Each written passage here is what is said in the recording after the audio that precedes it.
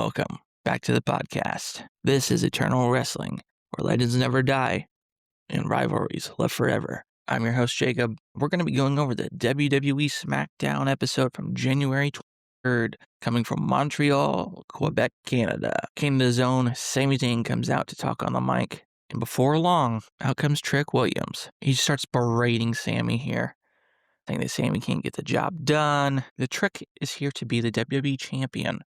Sammy says, Trick, you and me, we're not on the same level. When you deal with me in this ring, you're dealing with the best of the best. But you know what? Maybe in 5 to 15 years, you'll be half as good as me. And if you think I'm wrong, you can do something about it right now. Trick's like, no. I've got a match in the main event with Damian Priest tonight. But you and me, we can handle this business tomorrow. Then out comes Damian Priest. He starts just putting it down to Trick, saying, all you've been doing is yapping since you came here. And Trick, I think you're afraid of me. If you don't want to say something, Trick, you know what? You could always do something. Trick then says, watch this. And he takes the microphone he has and he just smashes it into the head of Sami Zayn. Then he tries to go after Damian. And Damian he's just beating the hell out of him. And then Sammy's beating Trick in the corner. And then Damian's beating Trick in the corner. And then they start kind of, getting in each other's way of who wants to beat down Trick. And then Damian is able to, unfortunately, be pushed by Trick into Sammy and get out of the ring, letting him escape and not really deal with these consequences just yet. We then get a backstage interview with a very fired up Randy Orton. And he says, this is my year, the year of the Viper. And then he's naming everyone in the Fatal 4-Way, saying he's going to beat all of them, go to Saudi Arabia at the Royal Rumble, beat Drew McIntyre, was the only way he knows how. The 3 most devastating letters are K.O. Randy let it all out. His face was getting red. His veins were popping out of his neck. He was very fired up here. It's just nice to see that from Randy. Then we have like a backstage segment that said from earlier on in the day. And the U.S. champ, Carmelo, he's walking along backstage and he runs into Ilja Dragunov. And he's like, you know what, Ilja? I'm having an open challenge tonight if you want to face me for the title. He's got a bad shiner on his left eye.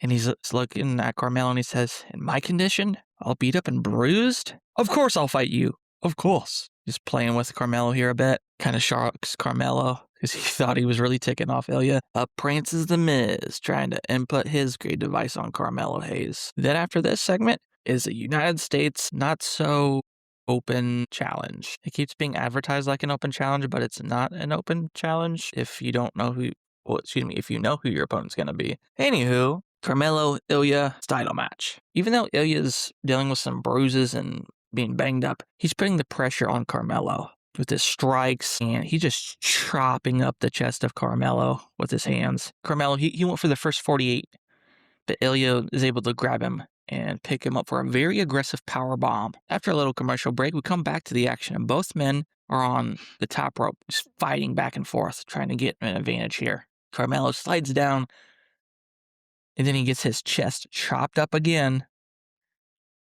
And then a very powerful deadlift superplex onto Melo, showing crazy strength from Ilja here. And then eventually both men are fighting on the apron back and forth, just chopping each other's chest. Chop, chop, chop. And Ilja says, this is so much fun. And Carmelo's like, what in the hell is wrong with you, dude? And then Carmelo's able to hit a cutter. Ilja smacks his head off the ring apron there. Eventually, Carmelo climbs to the top turnbuckle, but he's just too slow. And Ilja grabs him off the top rope, hits a Death Valley driver. He goes for a pinfall. 1, 2, kick out. Not enough damage done to Melo just yet. Now, Ilja decides that he's going to climb to the top rope for a maneuver. And guess who has to stick their nose in this? The Miz. He pushes Ilja off the top rope. Ilja pretty much gets clotheslined by the top rope. And this allows Melo to hit his finisher, the first 48, and get the pinfall here. Another great showing from Ilja. He seems to really put his body on the line in a lot of his matches, throwing himself along. And it's really sad The Miz had to insert himself into this match. So Ilja's really going to get his on The Miz, in, if not next week, very soon, I'm sure. Something else that's wrestling related, a new trailer dropped for WWE 2K26 yearly video game. Pre-orders start up on January 30th, and the trailer showcased the Attitude Era, show greats like The Rock, Stone Cold, Shawn Michaels, Triple H, China. But a major question, though, is Mick Foley going to be included in the game? He's stated that he doesn't like how WWE is working with current U.S. leader, and he has decided not to re-sign a Legends deal. We then have a backstage sit-down interview between Cody Rhodes and Michael Cole. Cole asks him what his feelings are about losing the WWE title and his feelings on Jacob Fatu. But before too long, enters Jacob Fatu, and this gets heated very quickly. Jacob says, "My concern was Drew, not you. But you know what, Cody, you got to be the hero, and you had to put your hands on me." Cody goes on to say, "You acting and not thinking is what got you locked up in the first place," referring to Jacob Fatu's prison time in multiple sentences. Jacob says that those choices made me a better man. Cody goes on to say that your actions are what cost me the W Championship, and this is your fault. Jacob then follows up with, "Do you think that I'm like every Samoan?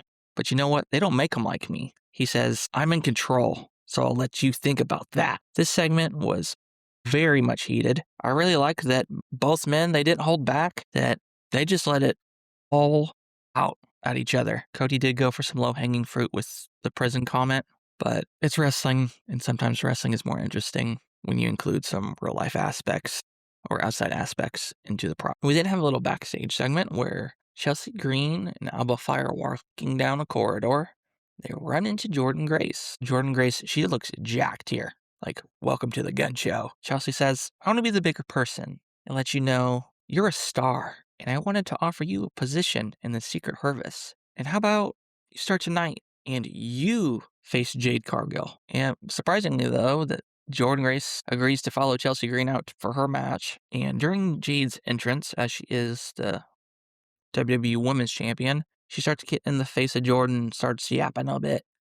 And this allows Chelsea to get a running dive onto Jade at the start of the match. Eventually, Jade does do some taunting during the match, doing multiple push-ups in the ring, and Jade shows her power here and is eventually able to put away Chelsea Green.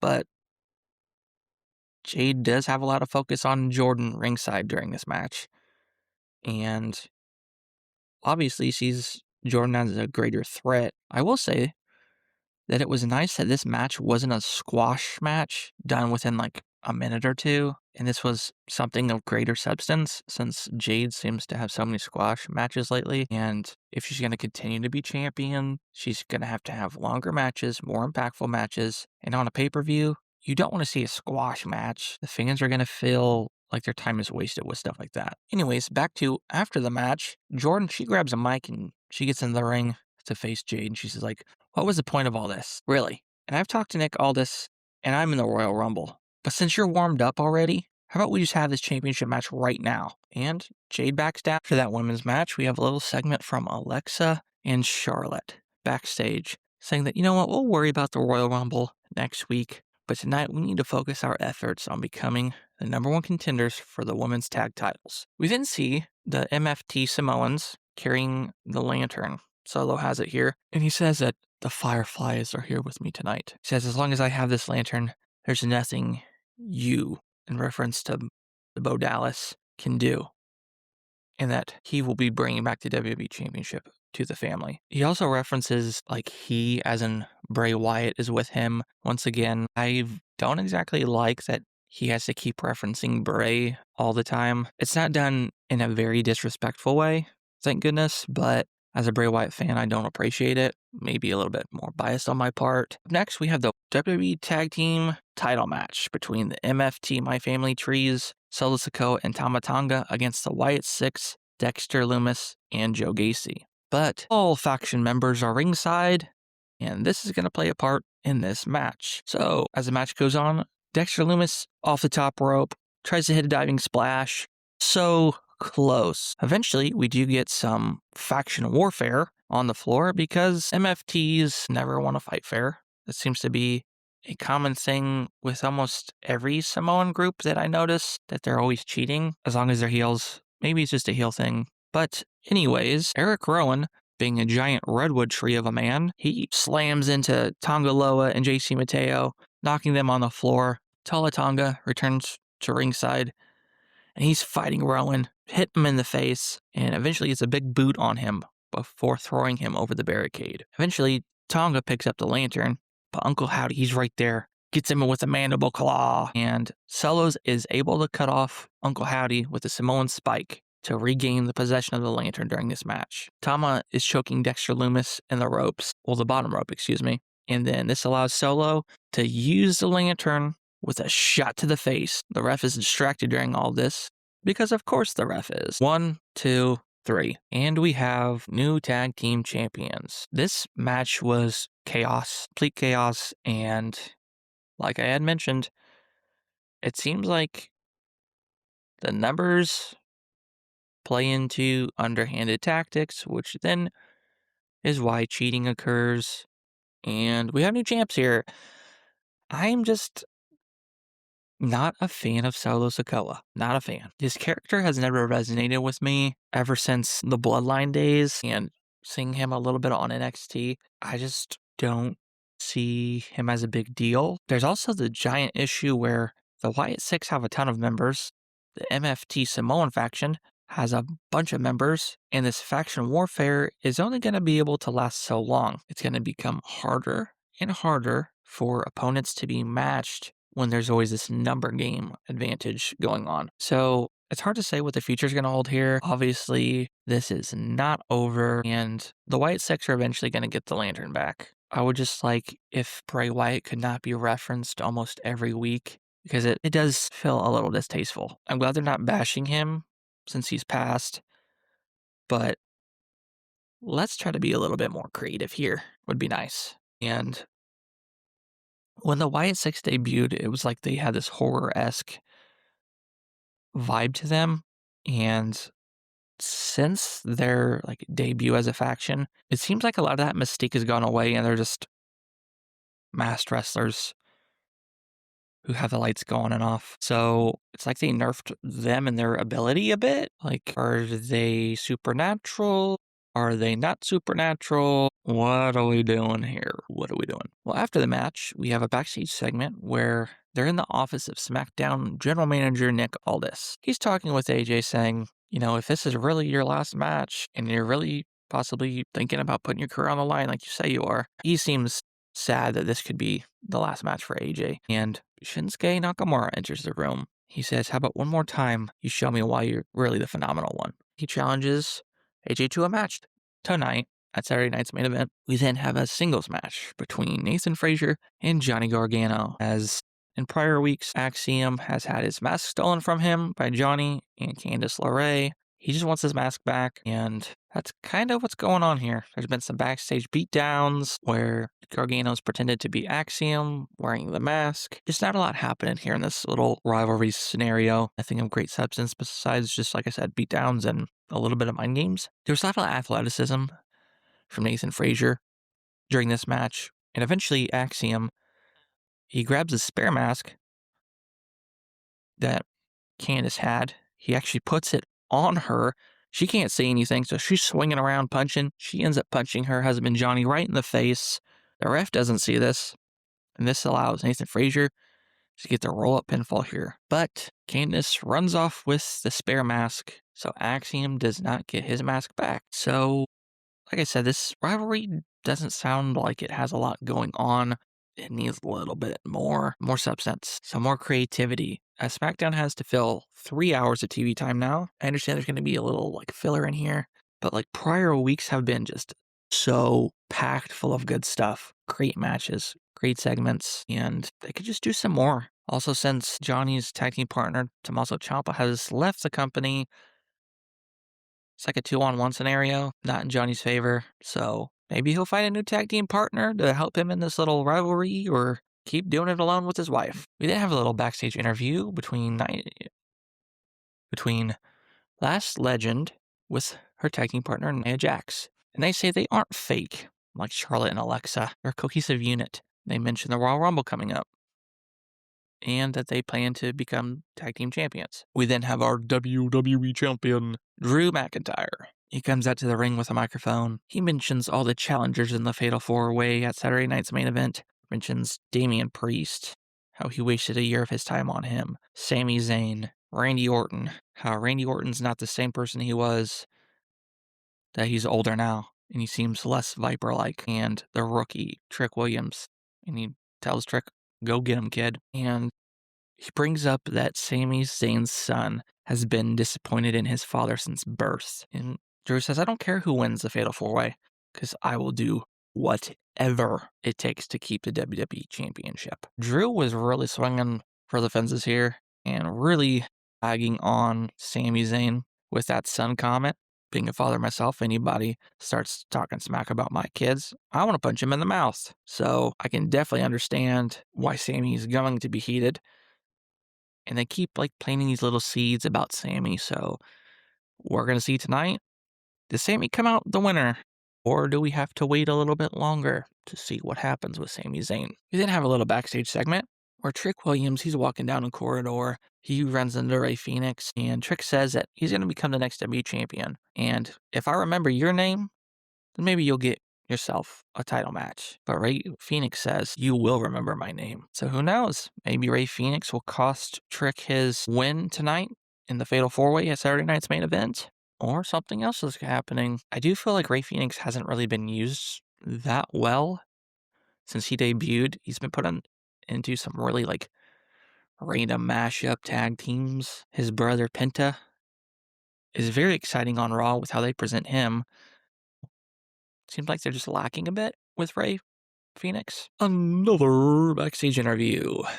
This time with Kit Wilson, and he says he's tired. He says he is tired of the toxic masculinity here on SmackDown, especially with Jacob Fatu and Matt Cardona. Before long, Matt Cardona, he enters this little segment, and Kit Wilson says that you're not being accountable for your actions. And Matt's just like, dude, I don't even know what your problem is with me. But if you want to step up, we can handle this in the ring. And Kit, he's like, of course, like any typical man, always just seeking violence as an answer. I do think Kit is pretty entertaining since he's been kind of repackaged and he's got this new Titantron and everything. And he's been shouting toxic throughout the weeks. So nice little rivalry. Looks like it's going to be set up. I do see Matt coming out the victor here, I hope. If not, maybe they're going to try to elevate Kit a little bit more. I just hope that Matt isn't used as a stepping stone for multiple talent, because I would love to see Matt get that world championship. Would love to see it. Next up, we have the women's tag team #1 contenders match, Triple Threat, where Alexa Bliss and Charlotte Flair are taking on Nia Jax, Lash Legend, and Julia with Kiana James. So during the match, Charlotte hits a double DDT with Alexa. Excuse me, that's not right. She leaps for a tag to Alexa, but Julia is able to pull Alexa off the apron. Kiana James, hits a super kick. Then Nia Jax comes in with a big lariat. Charlotte is able to hit a fireman's carry, and she's eventually able to get under both of them, where a giant Tower of Doom happens off the top rope. But Charlotte Flair kicks out. Finally, with Alexa Bliss able to being tagged in, she just starts lighting everybody up.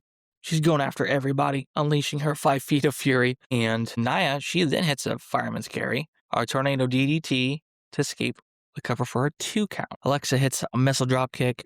She's looking for her sister Abigail. Finishing maneuver here. Lash Legend, she's able to break it up with a big boot. Julia breaks up the pin attempt. A quick tag to Kiana James. She hits her K, but Lash Legend's just boom, big punch to her. Bliss, she goes for a tornado DDT, but Lash counters and she swings her around for the Lash extension. Charlotte, she goes and spears her here. But then, surprisingly, Kiana and Julia are able to get the pinfall victory. As I was watching this all unfold, I was just like, whoa. I really didn't expect Julia and Kiana to get the W here. So they're going on to face the tag champs Rhea and Io tonight at Saturday night's main event. I thought they would have had maybe some more star power win, but I do possibly see this happening, as while they did win this contenders match, they're probably going to lose a championship match, and that will then in turn have bigger, more main event opponents for Rhea and Io down the line. Could be at Elimination Chamber or during, Raw or SmackDown, since a lot of these women involved in this match are going to be in the Royal Rumble. So Sami Zayn, he's walking down the backstage area. He runs into Damian Priest and he says, you know what? I've got issues with Trick and I can be out there tonight. And Damian straight up tells him, don't get involved in my match. Stay out of it. Because you have a habit of getting involved in people's matches. And Sami goes on to say, or what? Damian follows up with, you know exactly what will happen. Then down the corridor some more, Sami runs into Drew McIntyre, and he hits him with a big pop right across the mouth, which was rightfully deserved. You shouldn't be bringing up someone else's kids. Like I mentioned earlier, I would have done the same thing. Then we have a little backstage interview between Kiana and Julia, since they just won this match to face the tag champs. Julia, she's saying a bunch of things in Japanese, and then Kiana goes on to say that, in English, that Julia will go on to win the Royal Rumble and become a triple champion, as she is already the Women's US champ. It's really trying to amp them up here. And now, it's main event time, where Damian Priest is taking on Trick Williams, Trick Willie, as he likes to call himself, with his lemon pepper steppers. So, during the match, guess who comes out to ringside? That's right, you probably already guessed it. Sami Zayn wanders out. This match did seem pretty even. Lots of back and forth between these two tall men. And eventually, Damian, he's bleeding from the mouth a little bit. So both men, they end up trying to do some spinning strikes, hit each other, and they're both laying on them, showing, like I mentioned, even challengers. Damian eventually goes for a springboard here, but Trick is able to catch him with the bookend. He goes for the pinfall. 1, 2, kick out. Really, really close. Almost won this match. So Trick Willie, he's getting fired up, but Priest is able to sidestep this and hits a reverse STO. Goes for a pinfall, almost gets the 3. Trick decides to roll to the floor, and Damian, he's coming after him. And Sami Zayn, he's right there because he's watching the match. And Trick, he throws Priest into the announce desk, and that in turn smashes into Sami Zayn as well. Both men, they get back in the ring before the 10 count. And you know what? Sami, he's pissed because he got hit. So he storms in the ring, and he goes after Trick Williams. Ding, ding, ding. Trick wins by DQ. After the match, and the bell rings, Sami, he's just beating down Trick. He's tired of all the trash that has been talked to him over these past couple weeks, saying that he's not good enough and that he can't get the job done. But you know what? Priest is pissed about not winning this match and Sami getting involved after he said, don't come out here. He shoves Sami and he beats him down as well. And eventually, Sami, he's able to hit his haluva kick on Trick, but he turns right to a boot from Priest and then a trick shot from Trick, letting Trick Williams stand tall in the center of the ring. He's basking in his glory there for a bit. And out of nowhere, the Viper, Randy Orton, hitting an RKO on a Trick. So Randy's standing there, tall above everybody else. Sami gets up. He's joining him. They start, they're yapping at each other back and forth, back and forth. You'll probably never guess what happens next. RKO to Sami Zayn. Randy goes. He does his pose with his arms on the top turnbuckle after all this happens, and the show ends right there. So they're really intertwining that these 4 men are just heated at each other.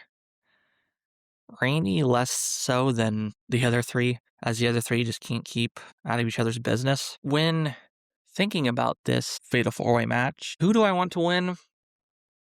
I want Damian or Randy to win. The way I feel like it's going to happen is they're probably going to give the W to Sami. He'll then face Drew at the Royal Rumble, and I really hope they don't take the belt off Drew just yet. I hope he gets a decent title reign. I know I've said it before, but I really hope he gets a decent title reign. The man has really gone through so much crap to become champion again. I thought this was a decent SmackDown. I do notice, though, it's built up to a bigger event. SmackDown before just always seems a bit lacking in a way.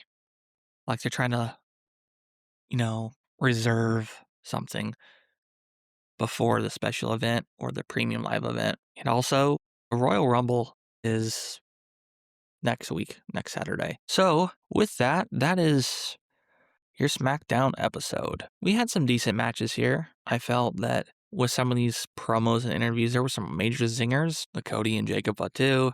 Drew really hammering away on Sami Zayn with his words. But I feel like the match of the night, that went to Carmelo and Ilja. That could have easily been the main event. I think maybe it should have been. It was the most interesting match. Granted, it didn't have a lot of story leading into it, but these two men, they beat the hell out of each other. It was interesting to watch, and it seemed like Ilja could have easily taken the championship back here. Lots of near falls, and I would have been okay if he got the championship back. Ilja's always very interesting to watch. I just wish there was a bit less talking and some more wrestling. If you've been with me this long, you know that's what I almost always think about WWE. So tonight, January 24th, we have Saturday night's main event. We also have AEW Collision. I will be watching both of those, and we'll have episodes up for those. If you want to check us out, we're on X, Twitter, we're on Instagram, we got Facebook, we're on Apple Podcasts, Spotify, and even iHeartRadio right now as well. So I just want to thank you all for your time.